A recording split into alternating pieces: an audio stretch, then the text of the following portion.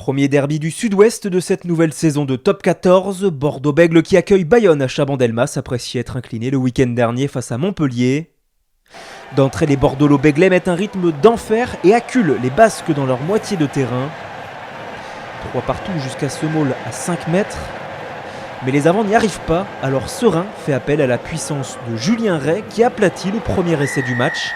Premier essai également de l'UBB à domicile. Avec la transformation de Madigan, les Girondins prennent 7 unités d'avance.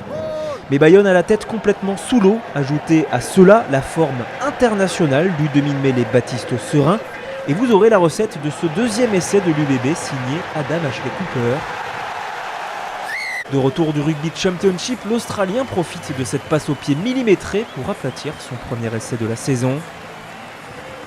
2 essais transformés d'avance pour Bordeaux-Bègles, mais Bayonne se réveille à l'approche de la demi-heure de jeu.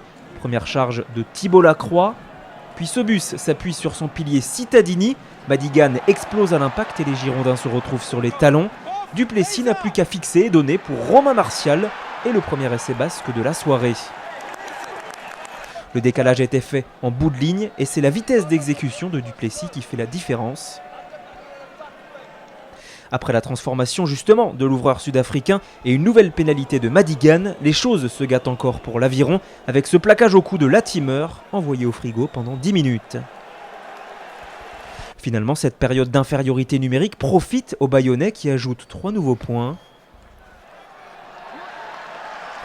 Mais c'est bien l'UBB qui mène 20-13 à la pause. Émoussés physiquement, les Bordeaux-Béglais se remettent au pied impeccable de Yann Madigan, auteur de 2 nouvelles pénalités. L'UBB qui s'appuie également sur la bonne forme de Jean-Marcelin Butin. Vitesse, crochet et passe au contact, tout y est pour ce 3e essai girondin signé Blair Connor. En revenant intérieur, Butin prend toute la défense bayonnaise à contre-pied. Il s'organise ensuite au contact des derniers défenseurs pour libérer son ailier entre les perches. 3 essais à 1, tous transformés, mais il reste 6 minutes pour aller chercher un bonus offensif côté Bordeaux-Bègles. Jolac échappe le ballon et la relance Bordeaux-Bèglaise s'organise. Théophile Fénua, Goujon et enfin Julien Ray à la conclusion. Doublé pour le 3/4 centre et essai du bonus. On apprécie l'appétit défensif de Chalmers qui permet ce turnover très bien négocié par les joueurs de l'UBB.